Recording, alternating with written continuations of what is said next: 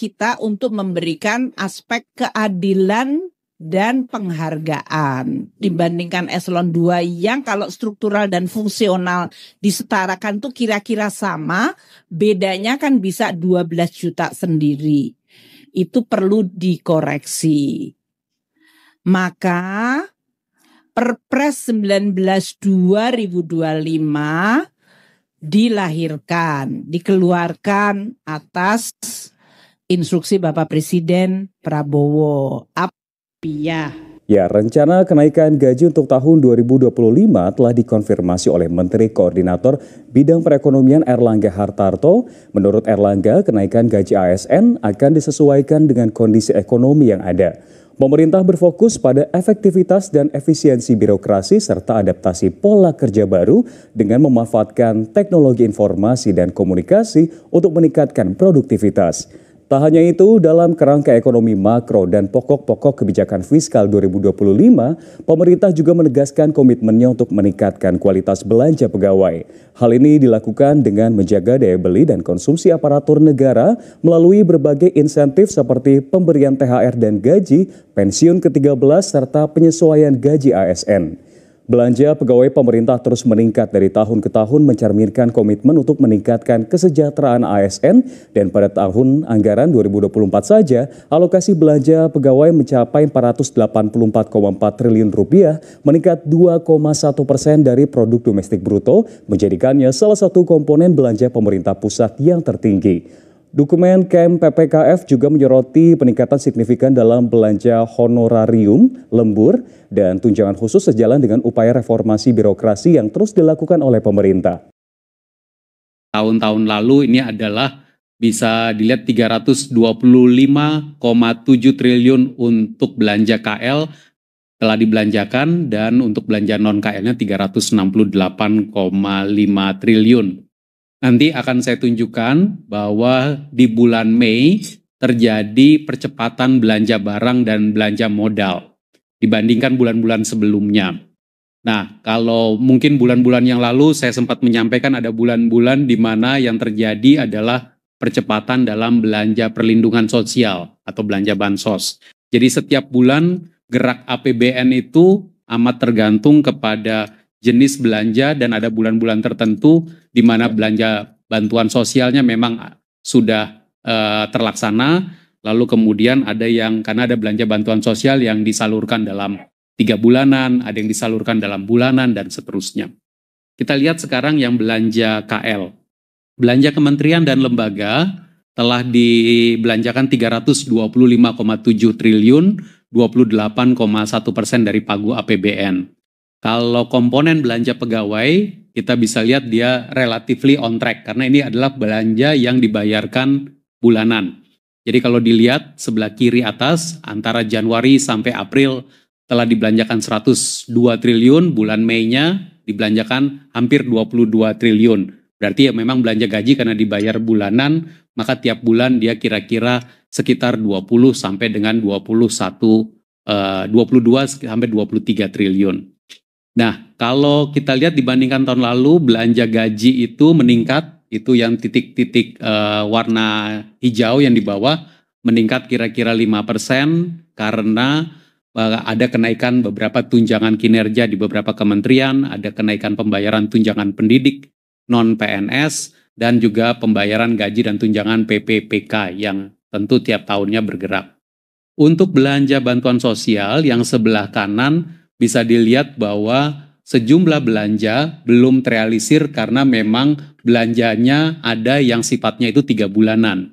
Jadi mungkin di bulan Maret sama April kemarin telah dibelanjakan, bulan Mei belum ada belanjanya lagi, tapi bulan Juni akan direalisasikan. Ini termasuk adalah belanja bantuan sosial yang sedang diselaraskan datanya dengan data tunggal sosial ekonomi nasional. Kita telah mengecek juga kepada teman-teman di Kementerian Sosial, maka sisa penyaluran bantuan sosial berupa kartu sembako maupun PKH Triwulan 2 2025 akan diselesaikan di bulan Juni ini. Jadi mungkin memang belum terekam di bulan Mei yang lalu. Dan juga percepatan penyaluran bansos, teman-teman di Kementerian Sosial bekerja sama dengan Himbara kita. Nah, khusus terkait dengan belanja pegawai ini ingin kami menyampaikan bahwa pada bulan ini pemerintah telah melakukan alokasi gaji ke-13 dan telah mulai membayarkan. Gaji ke-13 bagi ASN pusat dan ASN daerah. Kalau ASN pusat itu berarti PNS, PPPK, TNI, dan Polri, dan juga ASN daerah dialokasikan 49,4 triliun rupiah dan sudah direalisasikan sampai dengan saat ini sebesar 32,8 triliun rupiah. Kalau kita lihat komponennya untuk gaji ke-13 ASN pusat, jumlah pegawainya 1.997.777 pegawai, yang telah disalurkan nominalnya adalah 14,05 triliun rupiah, dan ini sudah semuanya disalurkan, artinya progresnya sudah 100%. Untuk pensiun yang juga dibayarkan oleh pemerintah pusat, pensiun ke-13 ada melewati 2 channel, yang melewati Taspen dan melewati Asabri. Yang melalui Taspen adalah untuk ASN, PNS, TNI, Polri, untuk ASN dan PNS, jumlah pensiunannya adalah 3.102.078 orang, dengan yang sudah disalurkan sebesar 10,25 triliun, artinya sudah 98,1%. Untuk yang melalui Asabri, untuk rekan-rekan di TNI dan Polri, jumlah pensiunannya adalah 474.142 orang, dengan nilai nominalnya 1,35 triliun dan progres salurnya juga sudah 95% lebih. Untuk ASN daerah ini dibayarkan oleh anggaran pendapatan belanja daerah APBD, dan dari jumlah Pemda yang kita pantau 264 dari 546 Pemda telah menyelesaikan dengan jumlah pegawai 1.723.710 orang. Nilai nominal salurnya total adalah 7,15 triliun, namun progresnya baru 48,4%. Jadi dengan ini kita berharap bahwa seluruh APBD akan menyelesaikan gaji ke-13 ASN daerahnya pada bulan Juni ini diselesaikan. Teman-teman media semua, berikutnya untuk belanja komponen lain dari belanja kementerian dan lembaga adalah belanja modal dan belanja barang. Ini yang tadi saya katakan ada percepatan belanja modal dan belanja barang di bulan Mei. Belanja modal yang sebelah kiri telah dibelanjakan 55,6 triliun, dan kalau kita lihat komposisinya antara Januari sampai April, 4 bulan pertama belanja modal adalah 36,7 triliun, sementara untuk bulan Mei saja belanja modal ini telah terrealisasi 18,9 triliun. Jadi setengah dari 4 bulan yang pertama. Ini adalah tanda bahwa belanja modal mulai bergerak setelah kita juga mengidentifikasi belanja-belanja modal apa saja yang memang perlu dijalankan oleh APBN. Kalau komposisinya, belanja modal ini termasuk peralatan dan mesin 47,8 triliun, jalan, irigasi, jaringan 8,6 triliun, dan juga pembangunan gedung dan bangunan 2,9 triliun. Untuk belanja barang yang sebelah kanan telah dibelanjakan sampai dengan akhir Mei ini sebesar 97,4 triliun. Nah, kalau kita lihat komposisinya Januari sampai April telah dibelanjakan 71,4 triliun. Dan bulan Mei saja kira-kira belanjanya adalah 26 triliun rupiah. Jadi belanja barang juga terjadi percepatan di bulan Mei ini. Untuk apa saja belanja barang yang kita percepat ini termasuk untuk layanan dari kementerian dan lembaga kepada masyarakat 50,6 triliun, termasuk di dalamnya ada BOS untuk bantuan operasional sekolah 4,1 triliun untuk 89.000 sekolah, operasional KL 27,9 triliun, keamanan, konektivitas, distribusi bantuan, dan berbagai macam. Belanja barang yang lainnya juga besar adalah layanan masyarakat melalui badan-badan layanan umum atau BLU kita, termasuk di dalamnya untuk subsidi biodiesel 15,8 triliun, sehingga biodiesel bisa mendapatkan harga yang bersubsidi, Pelayanan kesehatan masyarakat 7,5 triliun, LPDP juga terus aktif membiayai para generasi muda kita menuntut ilmu yang lebih tinggi 2,2 triliun untuk 10.500 mahasiswa. Ada komponen pemeliharaan aset negara 9,4 triliun dan juga ada satu komponen namanya adalah belanja barang yang nantinya akan diserahkan kepada masyarakat atau Pemda. Ini ingin saya terangkan sedikit di slide yang berikut. Jadi teman-teman media, di dalam belanja barang yang ada di dalam APBN, APBN itu mengalokasikan satu akun yang disebut dengan belanja barang untuk diserahkan kepada masyarakat atau Pemda. Jadi dari awal dia dianggarkan, tujuannya memang adalah untuk membangun BMN atau barang milik negara, aset atau infrastruktur yang kemudian nantinya akan diserahkan kepada masyarakat atau kepada pemerintah daerah. Nah, supaya dia bisa diserahkan, maka secara tata kelola dia harus dikategorikan BMN ini dalam BMN sebagai persediaan. Berapa jumlah BMN dalam persediaan dan total persediaan dan yang diserahkan, ini yang di grafik di atas. Tahun 2024 ini, total BMN dengan status persediaan adalah 205 triliun dan di tahun 2024 tahun lalu kita telah menyerahkan 113 triliun rupiah nilai barang milik negara kepada pemerintah daerah maupun masyarakat. Apa saja yang diserahkan itu? Ini ada di sebelah kanan. 113 triliun itu ada yang berupa jalan, irigasi, jaringan.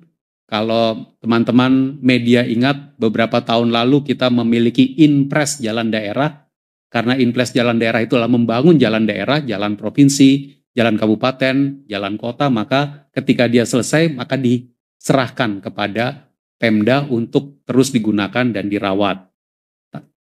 Jalan, irigasi, dan jaringan yang diserahkan kepada Pemda itu nilainya tahun lalu adalah 59,5 triliun.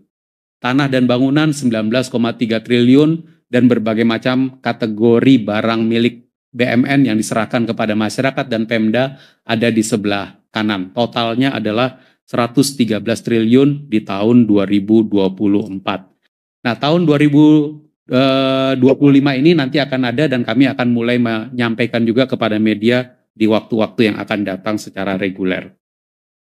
Berikutnya jenis belanja barang yang dapat kami laporkan adalah belanja non-KL. Kalau tadi adalah total belanja KL, total belanja non-KL yang telah dikeluarkan adalah 368,5 triliun rupiah dan dua yang selalu kita laporkan secara rutin adalah pembayaran pensiun.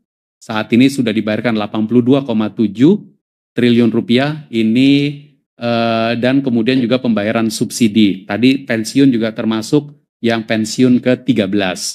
Kalau subsidi di sebelah kanan bisa dilihat bahwa total yang sudah dibayarkan adalah 66,1 triliun rupiah dan ini tidak lepas dari kondisi yang tadi disampaikan ICP Indonesia itu mengalami penurunan. Karena itu nilai subsidi secara nominal menjadi 66,1 triliun, terutama ini adalah subsidi untuk LPG, subsidi untuk BBM, dan juga subsidi untuk listrik. Namun kalau kita lihat berapa volume dari barang-barang bersubsidi yang disuplai, dikonsumsi oleh masyarakat, kita lihat bahwa volumenya hampir semuanya meningkat. BBM itu volumenya meningkat 4,3%. LPG 3 kg, volumenya itu meningkat 3,5%. Listrik, itu volumenya juga meningkat 4%. Bahkan pupuk, itu volumenya meningkat 27,2% yang disuplai kepada masyarakat. Namun dengan ICP yang tadi turun, maka nilai subsidi yang saat ini telah dibayarkan itu 66,1 triliun lebih rendah dibandingkan yang tahun lalu 77,8 triliun. Teman-teman media semua, selain untuk memberikan gaji ke-13, belanja non-KL, pembayaran pensiun dan subsidi, tadi Bu Menteri juga menguraikan bahwa APBN terus mendukung kegiatan ekonomi masyarakat dan mendukung stabilitas harga. Dan pada triwulan 2 ini telah diumumkan bahwa akan ada paket stimulus ekonomi yang juga nanti akan dibiayai dari APBN. Ada yang berupa diskon transportasi, diskon tiket kereta, tiket pesawat berupa PPN-nya ditanggung pemerintah, ada diskon tiket angkutan laut, dan ini nilainya keseluruhan nanti akan mencapai 0,94 triliun. Diskon tarif tol juga akan dilakukan dan nilainya 0,65 triliun. Nanti secara detail realisasinya akan kita sampaikan kepada media sambil dia jalan. Penebalan bansos juga sudah mulai dilakukan untuk bulan Juni dan Juli. Bulan Juni ini sudah mulai dilakukan, dan bantuan subsidi upah serta pembayaran perpanjangan diskon iuran IKK. Ini juga akan keluar dari APBN maupun non-APBN. Total alokasinya adalah 24,44 triliun, yang 23,6 triliunnya berasal dari APBN. Ini nanti kita akan laporkan. Nanti maka komponen harga kita berharap bahwa akan stabil, bahkan kemudian bisa menyumbang kepada penurunan inflasi. Belanja APBN juga kita akan sampaikan beberapa belanja APBN yang memang selalu kita perhatikan sebagai program prioritas. Mungkin pertama makan bergizi gratis yang dari waktu ke waktu kami laporkan. Per tanggal 12 Juni telah dibelanjakan realisasi belanja Badan Gizi Nasional adalah 4,4 triliun rupiah. Kalau kita lihat realisasi akhir bulan Mei-nya 3,3. Sampai setengah bulan kira-kira nambah 1,1. Nah, ini adalah dilaksanakan oleh 1.716 SPPG dan manfaatnya diterima oleh sekitar 4,89 juta penerima manfaat. Sesuai dengan arahan Presiden, target penerima manfaat MBG tahun 2025 diarahkan menuju 82,9 juta penerima, dilayani oleh 32.000 SPPG, dan kita menyiapkan anggaran tambahan sampai dengan 100 triliun rupiah yang nanti realisasinya akan kami sampaikan secara rutin, tentu bergantung kepada kecepatan realisasi penerima manfaat oleh Badan Gizi Nasional. Program prioritas lain yang juga kita selalu sampaikan adalah program pemeriksaan kesehatan gratis yang pesertanya itu terus meningkat. Sekarang sudah 7.229.000 pendaftar hadir memeriksakan kesehatan dan dilakukan di seluruh kabupaten kota se-Indonesia. 9.511 puskesmas dapat melayani, dan kalau kita lihat jumlah peserta PKG ini, kalau dari Februari, Maret, April, Mei itu terus meningkat, dan di bulan Mei kemarin yang mendapatkan pemeriksaan kesehatan gratis adalah 3.600.000 orang lebih. Dan mayoritas yang menggunakan ini adalah kelompok dewasa antara 25 sampai dengan 59 tahun. Jadi kelompok umur produktif kita kesehatannya terpantau secara baik oleh seluruh puskesmas di Indonesia. Program prioritas lain yang juga ingin kami sampaikan adalah di bidang pendidikan, sekolah unggul, sekolah rakyat, dan revitalisasi sekolah. Sekolah unggul, anggaran 2 triliun untuk pembangunan 4 SMA unggul Garuda, dan juga pembuatan dana abadi. Dan progresnya 2 lokasi telah siap dan ada pembangunannya menunggu kelengkapan administrasi. Untuk sekolah rakyat, di Kementerian Sosial ada 100 lokasi telah teridentifikasi, dan dengan sekarang ini Kementerian Pekerjaan Umum mengerjakan renovasi tahap 1. Kementerian Pekerjaan Umum mengerjakan renovasi tahap 1 dengan anggaran 396,9 miliar rupiah, dengan realisasi yang kami pantau saat ini 327,1 miliar rupiah. Kita berharap bahwa sekolah rakyat akan mulai menerima siswa pada tahun ajaran 2025-2026. Kegiatan revitalisasi sekolah yang diselenggarakan oleh Kementerian Dikdasmen dengan anggaran 16,97 triliun rupiah ini akan dilakukan renovasi terhadap 10.440 satuan pendidikan, baik negeri maupun swasta, dan kita lihat telah ada progres baru, mulai progresnya, tapi kita akan pantau terus. Kementerian PU juga melakukan revitalisasi sekolah khususnya untuk revitalisasi madrasah dengan anggaran 2,52 triliun dengan targetnya 2.120 madrasah di seluruh Indonesia. Berikutnya yang juga ingin kami sampaikan, ini juga kami sampaikan di bulan lalu, yaitu dukungan dari APBN untuk pengadaan beras. Bulog telah mendapatkan alokasi 16,6 triliun rupiah yang saat ini telah dibelikan untuk gabah dan beras hasil panen yang lalu. Dan kita lihat panen nasional antara Januari sampai April ini telah membuat produksi beras nasional itu meningkat 25,7% dibandingkan produksi beras nasional periode yang sama di tahun 2024. Ini membuat bahwa stok beras kita sekarang ada di kondisi tertinggi di atas 4 juta ton, dan ini baik untuk menjamin stabilitas harga beras di pasar domestik. Keberhasilan panen beras yang baik ini tidak lepas dari penyederhanaan tata kelola dari pupuk bersubsidi yang memangkas 145 regulasi dan meningkatkan produktivitas. Ini dilakukan di Perpres 6 tahun 2025 dan juga dikombinasikan dengan Inpres 2 tahun 2025 tentang percepatan pembangunan, rehabilitasi, operasi, dan pemeliharaan irigasi kita di seluruh Indonesia untuk mendukung swasembada pangan. Sehingga kita lihat di sebelah kanan itu baik produksi pupuk bisa tersalur dengan sangat-sangat cepat, sehingga produksi padi juga bisa meningkat dengan signifikan di tahun 2025 ini. Teman-teman media semua, kalau tadi kami menyampaikan beberapa kegiatan atau aktivitas pemerintah yang dilakukan oleh Bulog, dilakukan untuk revitalisasi sekolah, dilakukan oleh Badan Gizi, untuk MBG, untuk pemeriksaan kesehatan gratis, dan seterusnya. Ini semua adalah kegiatan pemerintah, aktivitas belanja pemerintah yang sebenarnya berlangsung di seluruh Indonesia. Jadi dia berlokasi di daerah-daerah, dan belanja pusat yang disebut dengan belanja pemerintah pusat itu yang ada di belanja KL maupun belanja non-KL, sesungguhnya itu ya berlangsung di seluruh daerah di seluruh Indonesia, meskipun sebutannya adalah belanja pusat. Jadi kita lihat bahwa kalau seperti subsidi BBM, subsidi listrik, ya dinikmati oleh seluruh Indonesia. Kalau kita lihat subsidi pupuk, dia dialokasikan ke seluruh Indonesia.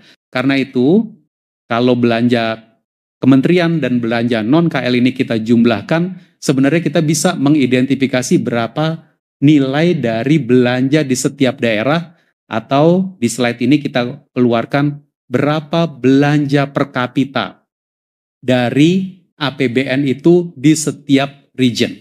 Kita keluarkan, kita bagi Indonesia dalam 6 region, tapi ini bisa kita keluarkan untuk setiap provinsi maupun setiap kabupaten kota, belanja negara per kapita.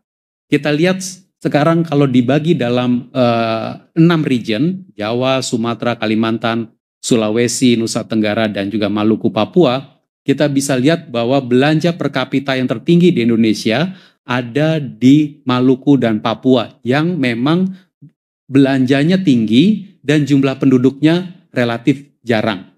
Lebih rendah kepadatan penduduknya dibandingkan daerah-daerah lain di Indonesia. Di tahun 2025 ini, belanja negara per kapita di Maluku dan Papua adalah 4,1 juta per kapita. Kalau kita bandingkan dengan daerah-daerah lain, kita lihat di Sulawesi, tahun 2025 ini Sulawesi 7,4% penduduk Indonesia, belanja per kapita di sana adalah 2,8 juta rupiah per kapita. Lalu kemudian di Kalimantan, 6,2% penduduk Indonesia, 3,6 juta rupiah per kapita belanja di 2025. Kalau di Bali, Nusa Tenggara, 5,6% penduduk Indonesia belanja per kapitanya 2,3 juta rupiah per kapita, dan di Jawa 2,4 juta rupiah per kapita, dan di Sumatera 2,1 juta rupiah per kapita. Ini akan terus kita pantau karena belanja negara ini kita ingin betul-betul menyentuh kehidupan masyarakat dan bisa menjadi belanja negara yang membuat ekualisasi pembangunan di seluruh Indonesia juga. Nah, tidak lepas dari belanja negara ini adalah transfer ke daerah. Jadi sekarang kalau saya masuk ke transfer ke daerah, pada akhir Mei telah dibelanjakan transfer ke daerah sebesar 322 triliun rupiah yang adalah 35% dari total transfer yang di Pagu APBN 2025. Transfer ke daerah digunakan untuk mendukung penyelenggaraan pemerintahan dan layanan publik di daerah, termasuk yang tadi yang kita lihat di dalam peta tersebut, termasuk di dalamnya adalah transfer ke daerah tersebut. Kalau kita lihat per jenis transfer, maka kita lihat di slide sebelah kanan itu, dana bagi hasil terjadi peningkatan yang telah ditransfer dari 45,1 triliun menjadi 49 triliun tahun ini karena memang pagunya lebih besar dan ini digunakan untuk mendukung penyediaan layanan publik. DAU juga terjadi peningkatan transfer tahun ini dibandingkan tahun lalu, 186,3 triliun tahun lalu di akhir Mei, tahun ini 189,6 triliun. Syarat salur lebih dipenuhi dan karena itu terjadi juga peningkatan percepatan transfer DAU. Kalau DAK non-fisik ini ada beberapa yang masih menunggu validasi, terutama dalam konteks tunjangan profesi guru. Setelah ini slide-nya akan saya sampaikan. Dan kalau belanja-belanja yang lain juga masih menunggu beberapa syarat salur. Yang terkait dengan tunjangan penyaluran langsung tunjangan guru yang telah beberapa kali preskon kami sampaikan, dapat kami update bahwa saat ini dengan diberikan langsung kepada rekening guru, kita mendapatkan berbagai macam apresiasi karena para guru kita benar-benar merasa rekeningnya langsung terisi dari APBN. Dan kita berharap bahwa ini akan terus kita lanjutkan. Untuk penyaluran tahap 1, total salur sampai dengan Juni adalah 16,71 triliun rupiah kepada 1,44 juta guru di seluruh Indonesia. Ini adalah telah sampai ke rekening para guru ini dan mereka akan mulai menerima penyaluran tahap 2 yang dimulai pada bulan Juni ini. Jadi tahap 1 adalah antara Maret sampai Mei, tahap 2 dimulai pada bulan Juni ini. Secara bertahap 1,44 juta guru ini akan mulai menerima transfer dari tunjangan langsung guru ASN daerah. Dan nanti kita akan kita akan tetap laporkan supaya ini menjadi perhatian dari seluruh daerah bahwa seluruh guru ASN daerah tetap mendapatkan tunjangan langsung guru dari APBN di pusat.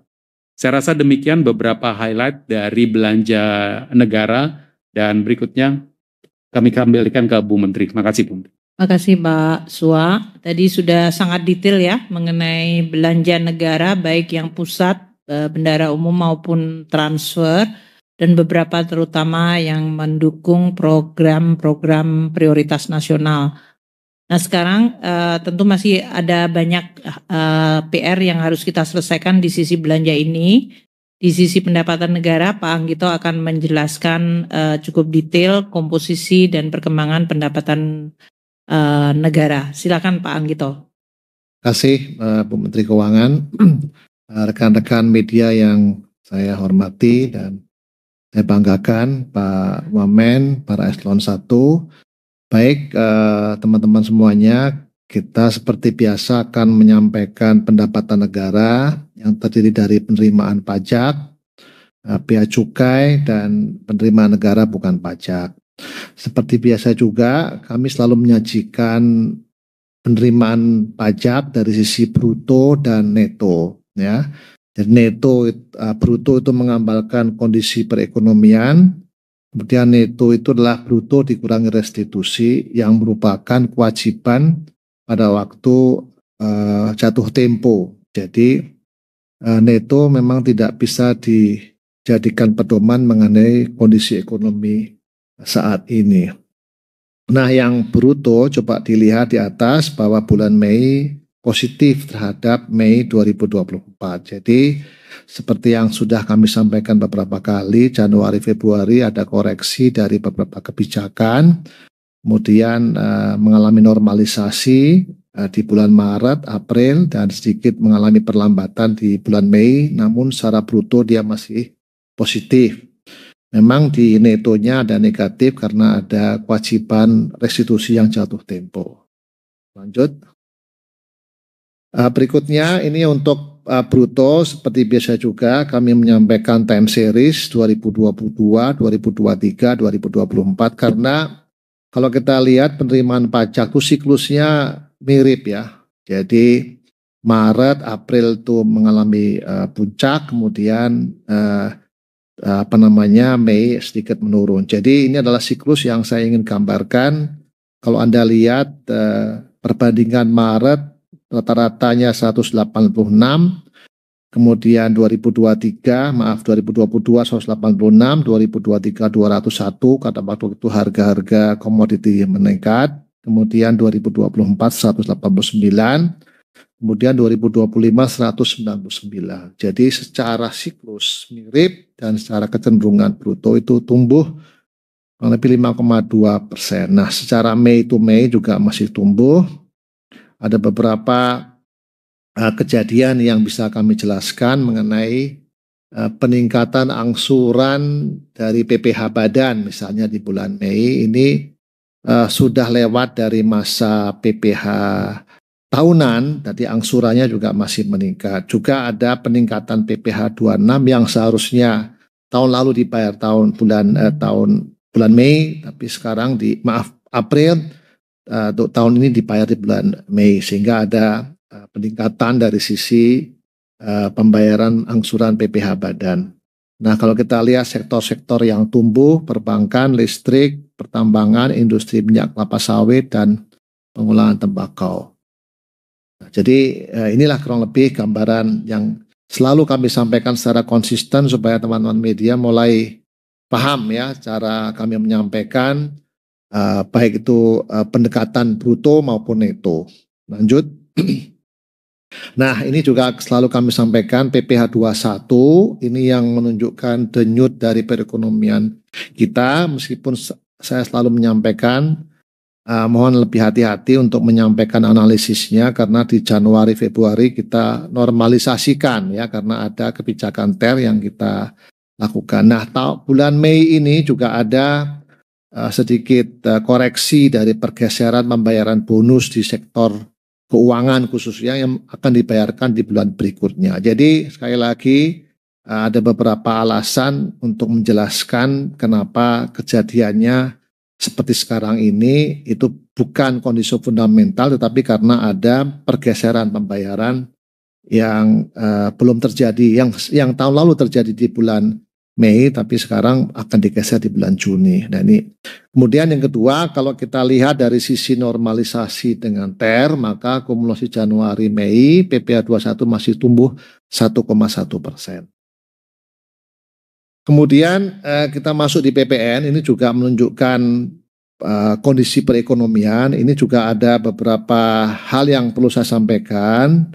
Kalau kita bandingkan Mei 2024 dengan Mei 2025 itu ada pergeseran pembayaran PPN di sektor migas. Jadi kalau kita lihat kenapa Mei 2025 itu turun karena semata-mata ada pergeseran pembayaran. Jadi ini akan dibayar di bulan Juni, nanti mudah-mudahan Juni akan normal kembali. Jadi mungkin teman-teman sudah harus melihat mana yang kondisi fundamental, mana yang kondisi likuiditas ya, dari sisi perekonomian. Nah, yang mungkin bisa dijadikan suatu ukuran adalah kalau kita melihat jangka yang lebih panjang, misalnya Maret sampai Mei ya. Jadi kalau kita lihat PPN Maret sampai Mei itu ada pertumbuhan 3,7%. Nah, ini juga kita masuk ke dalam sektor-sektor detailnya. Nanti akan kami jelaskan beberapa sektor-sektor utama yang bisa mencerminkan kondisi ekonomi dan juga kondisi dari penerimaan negara kita. Lanjut. Tadi PPh 21, nah ini yang cukup menarik adalah PPh Badan. Jadi PPh Badan ini bulan Mei berarti sudah normal, sudah lepas dari penerimaan PPh tahunan, jadi ini sudah PPh angsuran. Ini menunjukkan pertumbuhan 3%, ini kan menggambarkan kondisi profitabilitas perusahaan pada tahun lalu yang positif. Nah, kalau kita lihat dari sisi angsuran saja, Maret sampai Mei ada tumbuh 8%. Nah, sektor-sektor mana yang tumbuh? Pertambangan, perbankan, perdagangan besar mesin, dan industri makanan lainnya. Jadi nanti kalau ada kesempatan bisa dijelaskan oleh Pak Dirjen Pajak mengenai sektor-sektor mana yang tumbuh, sektor-sektor mana yang mengalami koreksi. Lanjut, ini tadi PPH badan, kita lanjutkan PPN dalam negeri, sekarang PPN impor. PPN impor ini mencatat kinerja yang cukup tinggi di bulan Mei ini, nanti akan kami sebutkan bagaimana kaitannya dengan impor bahan baku dan bahan penolong yang bahan barang modal yang kenaikannya cukup tinggi. Jadi kalau kita lihat nanti kita juga breakdown apa saja yang masuk dalam kategori PPN impor yang meningkat ini, termasuk diantaranya adalah mesin, industri logam dasar, industri kendaraan bermotor roda 4. Jadi ini adalah barang-barang modal yang tentunya nanti akan berdampak kepada investasi di bulan-bulan berikutnya, dan mudah-mudahan akan berdampak juga pada pertumbuhan ekonomi. Jadi tadi PPN impor kalau kita lihat bulan Mei ke Mei tumbuhnya 3,3%. Kalau kita lihat Januari ke Mei itu tumbuhnya 18,9%. Ini cukup tinggi, dan mudah-mudahan ini bisa memberikan dampak nilai tambah kepada perekonomian kita dalam mungkin beberapa bulan yang akan datang. Kalau kita lihat ada beberapa kenaikan impor yang cukup tinggi, industri logam dasar, industri kendaraan bermotor, industri kertas, pengolahan tembakau, dan industri mesin untuk keperluan. Berikutnya adalah kalau kita lihat tadi adalah menurut jenis pajak, sekarang kita breakdown, ada beberapa sektor unggulan yang mau saya sampaikan. Pertama, industri pengolahan yang kontribusinya 27,7%. Sektor pengolahan industri pengolahan ini di bulan Mei tumbuh 4,6%. Jadi sekali lagi Anda bisa membandingkan dengan tahun-tahun sebelumnya untuk melihat siklus dari penerimaan pajak untuk sektor pengolahan. Tumbuh sebesar 4,6. Ini beberapa subsektor seperti pengolahan kelapa sawit, tembakau, industri barang kimia, logam dasar, dan juga industri kendaraan. Nah, secara kumulatif kalau kita lihat 3 bulan itu kurang lebih 6,8% dibandingkan dengan tahun 2024. Kemudian sektor pertambangan yang memang mengalami koreksi, tapi secara umum kalau kita lihat kondisi pertambangan ada 2, yang migas yang tadi mengalami koreksi karena harga dan juga karena lifting, tapi juga untuk yang non migas masih tumbuh positif ya, tumbuh positif. Jadi sektor pertambangan non migas kalau kita lihat kumulatif dia tumbuh 5%, ada beberapa subsektor yang tumbuh. Namun sektor migas ini mengalami kondisi negatif ya, dan kontribusinya juga cukup signifikan 7% dari total penerimaan pajak. Kemudian berikutnya yang sektor yang juga terbesar, yang cukup besar yaitu adalah sektor keuangan ya, tumbuhnya atau kontribusinya 13,1.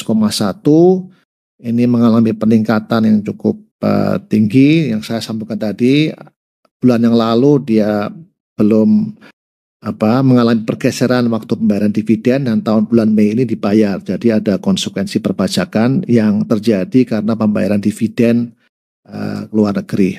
Nah, secara kumulatif Maret Mei dia mengalami pertumbuhan sekitar 6,4%. Berikutnya kami akan beralih ke bea cukai.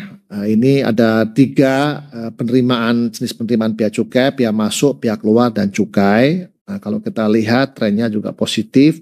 Januari ini kalau kita lihat year on year-nya 14,4, sekarang 12,6.